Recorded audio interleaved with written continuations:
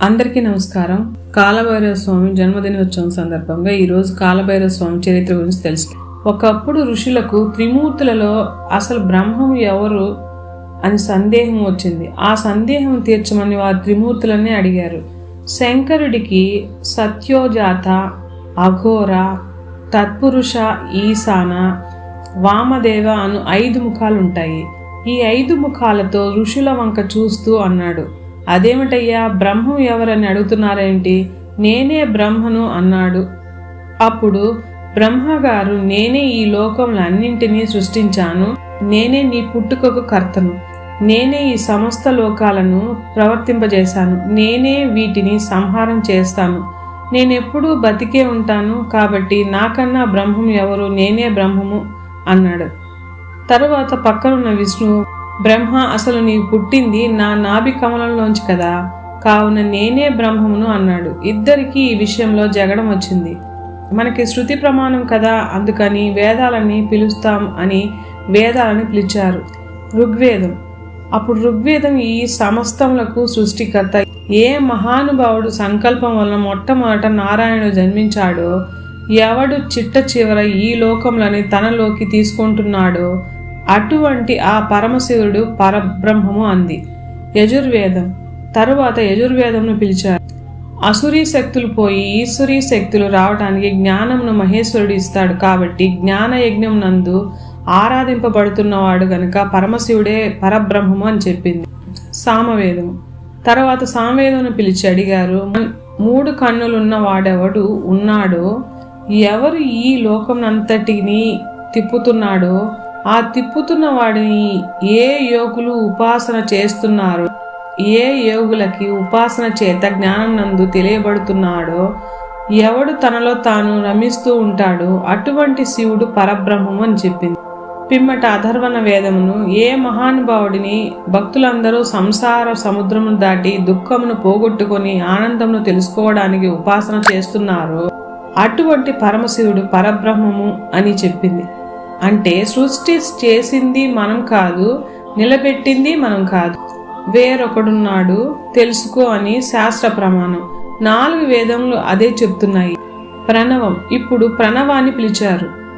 అప్పుడు ప్రణము ఎవడు నిరంతరము శక్తి స్వరూపంతో క్రీడిస్తూ ఉంటాడో, శక్తి ఆయనను విడిచిపెట్టి ఉండదో, శక్తీశ్వరులై వారున్నారో అటువంటి శక్తీశ్వరుడై శక్తి ఆయనతో, ఆయన శక్తితో విడవడకుండా కలిసి ఉంటారో అటువంటి పార్వతీ పరమేశ్వరులు, పార్వతి వామార్ధ భాగం నందు ఉన్న శంకరుడే పరమ బ్రహ్మము అని చెప్పింది. ప్రణవం చెప్పిన మాటను వాళ్ళు అంగీకరించలేదు. ఈ మాటలు రుచించకపోతే ఇప్పుడు ఈశ్వరుడు దండించవలసి ఉంటుంది, కాబట్టి ఈశ్వరుడు అంతటా నిండిన పరబ్రహ్మం జ్యోతిగా మారాడు. జ్యోతి సాకారం అయింది. సాకారం చూసినప్పుడు విష్ణువు ఊరుకున్నాడు. కానీ బ్రహ్మ, నీవు ఎవరు? నువ్వు ఈ 2 కనుబొమ్మల మధ్యలోంచి పుట్టిన రుద్రుడు, నన్ను స్తోత్రం చెయ్యి అన్నాడు. బ్రహ్మలో మార్పు రాలేదు. ఆయన దండించబడాలి, కాబట్టి ఇప్పుడు ఆ జ్యోతి ఘోర రూపమును పొందింది. శంకర, ఏమి నీ ఆజ్ఞ అని అడిగాడు. బ్రహ్మ అహంకారంతో మాట్లాడుతున్నాడు. 5వ తలను గిల్లి అన్నాడు. ఇప్పుడు ఈ స్వరూపము ప్రచండ రూపమును పొందింది. దిగంబరమై రూపంతో బ్రహ్మ 5వ తలను గోటితో గిల్లేసింది. ఆ రూపమే కాలభైరవ స్వరూపం. ఇలా జరిగేసరికి బ్రహ్మ భయపడిపోయి 4 తలకాయలు అమ్మవారి చేతుల క్రింద పెట్టేసి, ఈశ్వర, నేను చేసిన పొరపాటు మన్నించి ఉదారుడవై నన్ను కాపాడు అన్నాడు. అప్పుడు శంకరుడు కాలభైరవునితో, నీవు కాలం వల్లే ప్రకాశించుచున్నావు. కాలం ఎలా వెళ్ళిపోతూ ఉంటుందో అలా ఉంది నీ నడక. నీ నడకలో బ్రహ్మ తల తెగిపోయింది, కాబట్టి నిన్ను ఇవాల్టి నుంచి కాలభైరవ అని పిలుస్తారు. కాలభైరవ, నీవు ఎంత గొప్ప వాడవైనా బ్రహ్మ తల తెంపేశావు, కాబట్టి నీకు బ్రహ్మహత్య పాతకం అంటుకు.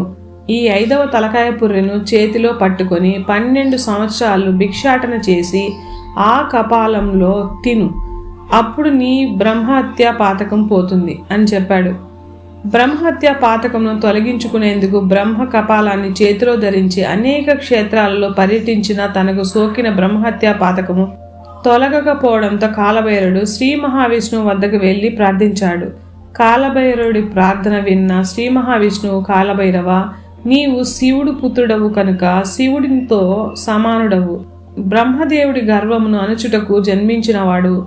నీవు ఎన్ని తీర్థయాత్రలు చేసినా ఉపయోగం లేదు కనుక నీవు కాశీక్షేత్రానికి వెళ్ళు. కాశీక్షేత్రంలో అడుగు పెట్టినంతనే నీ బ్రహ్మహత్యా పాతకము భగ్నమైపోతుంది అని సలహా ఇచ్చాడు. దీనితో కాలభైరవుడు కాశీ నగరానికి చేరుకోవడంతోనే బ్రహ్మహత్యా పాతకం తొలగిపోగా బ్రహ్మ కపాలాన్ని కాశీలో పూడ్చిపెట్టాడు. బ్రహ్మ కపాలం పూడ్చిపెట్టిన చోట ఏర్పడిన తీర్థమే నేటి కాశీక్షేత్రంలోని కపాల మోక్ష తీర్థం. కాశీలో కాలభైరవుడు విశ్వనాథ లింగాన్ని భక్తితో పూజించి తరించాడు. విశ్వనాథుడు భక్తికి మెచ్చి కొన్ని వివరాలు ఇచ్చాడు. కాలభైరవ, ఎవడు ఈశ్వరుని ధిక్కరించి బ్రతుకుతాడో వాడి ప్రాణోత్కమనం అవగానే నువ్వే కనపడతావు. దీనిని భైరవ యాతన అంటారు. అప్పుడు జీవుడు నిన్ను చూసి హడలిపోతాడు. కానీ ఎవరు నీ గురించి వింటారో, శివాలయంకు వచ్చినప్పుడు ఎవరు కాలభైరవుడి యందు శిరస్సు వంచి నమస్కరిస్తారో వాళ్ళ పాపమును నీవు తీసేయి. అలా తీసేసే శక్తిని నేను నీకు ఇచ్చాను కాబట్టి నిన్ను అమర్ధకుడు అని పిలుస్తారు. ఇక నుంచి నీవు నా దేవాలయ మూలలో క్షేత్రపాలకుడవై ఉంటావు. భక్తుల పాపములను నీవు తీసిన వాటిని నువ్వు తీసేయి. నువ్వు పాపములను తీసేసి వాళ్లను రక్షిస్తావు కాబట్టి నీకు పాపభక్షకుడు అనే పేరును ఇస్తున్నాను. నిన్ను కాశీక్షేత్రంకు అధిపతిగా ఉంచుతున్నాను. నీ అనుగ్రహం ఉన్న వాళ్లే కాశీక్షేత్ర ప్రవేశం చేస్తారు అని చెప్పాడు. అందుకే మనము కాశీక్షేత్రంలోని కాలభైరవుడు ఆ క్షేత్ర ప్రవేశానికి అనుమతించిన క్షేత్రపాలకుడు గనక, అయ్యా నాకు లోపలికి ప్రవేశింపజేసే నా పాపములను దగ్ధం చేశావు కాలభైరవ అని ఆ మహానుభావుడికి ఇంటికి రాగానే కృతజ్ఞతాపూర్వకంగా కాలభైరవ పూజ అని చేసి ఇక నుంచి మంచి పనులు చేస్తాను అని అన్న సంతర్పణ చేస్తాడు. భైరవమూర్తి ప్రసన్నమూర్తి అయినాడని చెప్పడానికి ఆయన మెడలో ఒక గారెల దండ వేస్తారు. కాశీ సంతర్పణ చేస్తే తప్పకుండా వెళ్ళి ఆ ప్రసాదంను తీసుకోవాలి. ఇహలోకం నందు ఇప్పటి వరకు ఈశ్వరుడి పట్ల తాము చేసిన దూషణల ఫలితం ఎలా పోతుందని బెంగ పెట్టుకున్న వాళ్ల కోసం భైరవ యాతన ఇక్కడే తేలికగా అనుభవింపజేస్తాడు. అందుకే హరిద్వార్, ఋషికేశ్ వెళ్ళిన వాళ్ళు మానసాదేవి ఆలయంకు వెళ్తే బయటకు వచ్చేటప్పుడు ఒకసారి ఒంగోండి అని ఒక బెత్తం పెట్టి వీపు మీద కొడతారు. అది భైరవ యాతన అని ఆ కర్ర టప్ అంటుంది. అక్కడితో పాపాలు పోతాయి. ఈ విధంగా ఆనాడు పరమేశ్వరుడు కాలభైరవుడికి అన్ని వరములను ఇచ్చాడు. ఆ మూర్తే ఇప్పటికీ మనకి ప్రతి శివాలయంలో ఆయన ఈశ్వర ఆజ్ఞను అవధల దాల్చి వచ్చినవాడు కనుక మహానుభావుడు కాలభైరవ స్వరూపంతో ఉంటాడు. ఆయన భక్తుల పాలిట కొంగు బంగారం.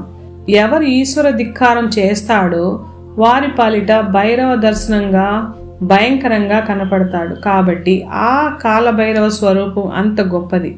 మేము కాశీ వెళ్ళాము, మాకు ఇంట ఏ భయము లేదు అని చెప్పడానికి ఒక నల్లతాడును రక్షగా కూడా కట్టుకుంటారు.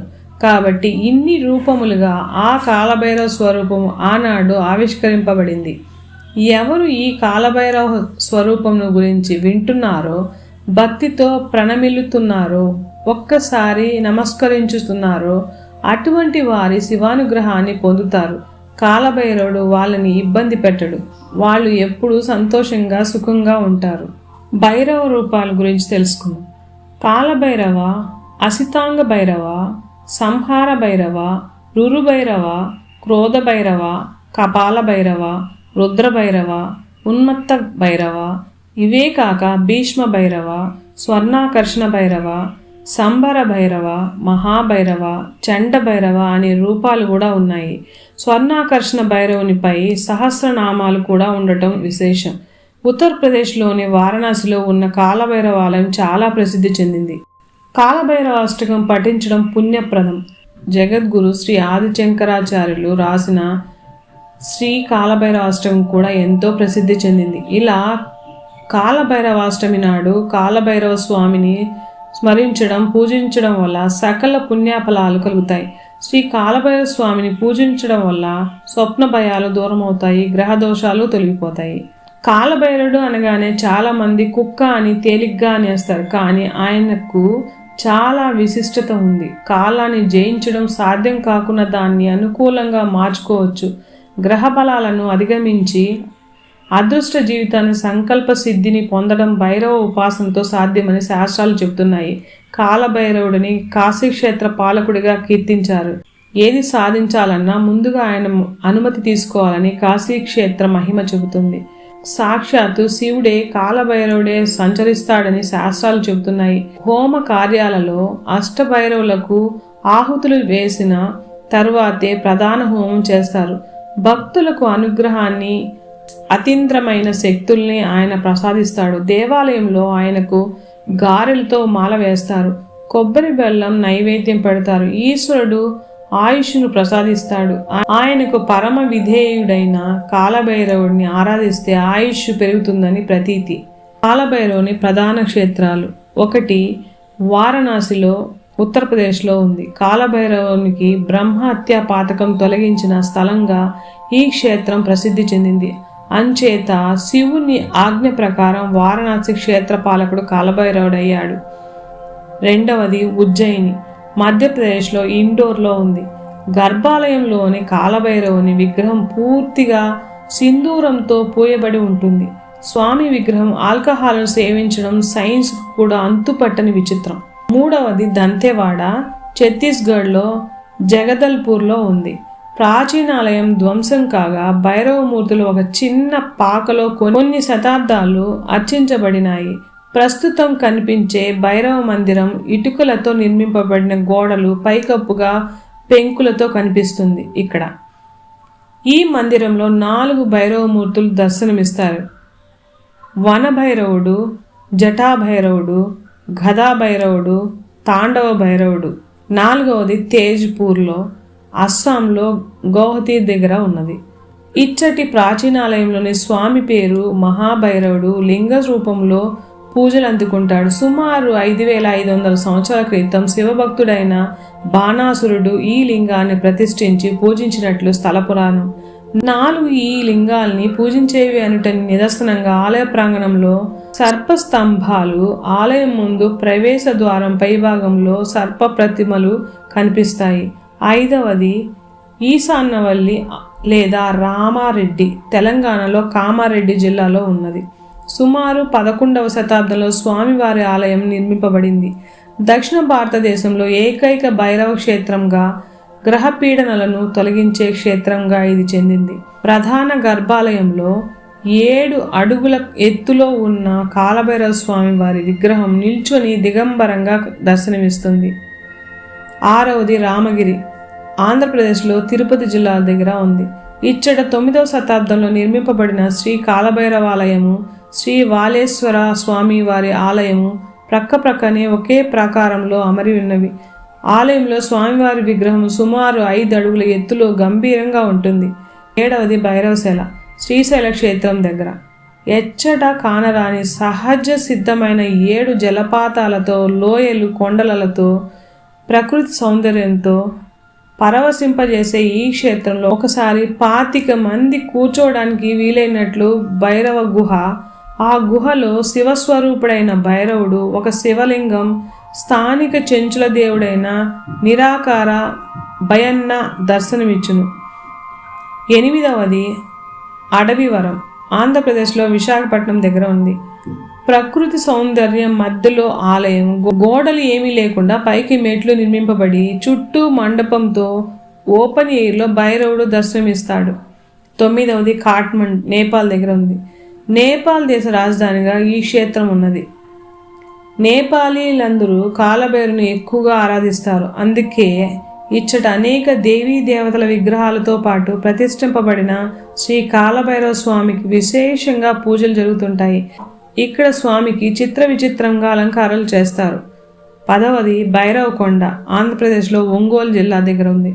ఇక్కడ త్రిముఖ దుర్గా అమ్మవారు కొలువై ఉంటారు. అమ్మవారి శిరస్సు మాత్రమే ఉంటుంది. కార్తీక పౌర్ణమి నాటి నుంచి 7-8 గంటల మధ్య దేవి ఎదురుగా ఉన్న జలాశయంలో చంద్రకిరణంలో ప్రసరింపబడి అమ్మవారి ముఖం మీదకి పరావర్తనం చెందుట అపూర్వం.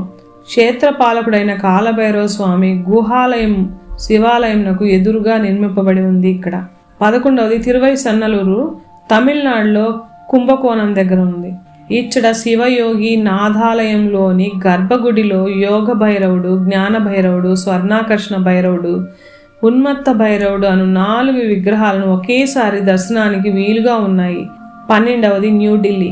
ఈ క్షేత్రంలో పురాణ ఖిల్లాకు దగ్గరగా అతి ప్రాచీనమైన కాలభైరవ స్వామి ఆలయం ఉంది. మహాభారత కాలంలో పాండవులు ఈ స్వామిని ఆరాధించినట్లు స్థల పురాణం. 13వది దున్నాస్, ఉత్తరప్రదేశ్లో ఉంది. ఇచ్చట ధర్మశాలతో పాటుగా కాలభైరవ స్వామి ఆలయం ఉన్నది.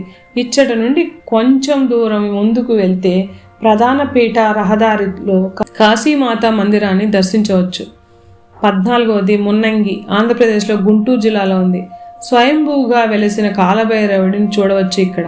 15వది భైరవపాడు, ఆంధ్రప్రదేశ్ గుంటూరు జిల్లాలో ఉంది. స్వయంభూలుగా వెలిసిన కాలభైరవుడిని చూడవచ్చు ఇక్కడ. 16వది అధియమాన్ కొట్టాయ్, కర్ణాటకలోని ధర్మపురి జిల్లా దగ్గర ఉంది. 19వ శతాబ్దంలో అధియమాన్ అను చక్రవర్తి చేయి ఇచ్చట కాలభైరవాలయం నిర్మించబడింది. 17వది కచ్చాద్రి, కర్ణాటకలోని కొల్లూరు దగ్గర ఉంది. ఇచ్చట గల కొండపై గల ఆలయంలో కాలభైరవ స్వామితో పాటుగా ఉమాదేవిగా పిలువబడే అమ్మవారు దర్శనమిస్తారు. అందరం భక్తితో ఓం శ్రీ కాలభైరవాయ నమః అని రాసి స్వామివారి అనుగ్రహం పొందుదాం. ఎన్నిసార్లు స్మరిస్తే అంత మేలు చేస్తాడో ఆ భగవంతుడు. ఓం శ్రీ కాలభైరవాయ నమః.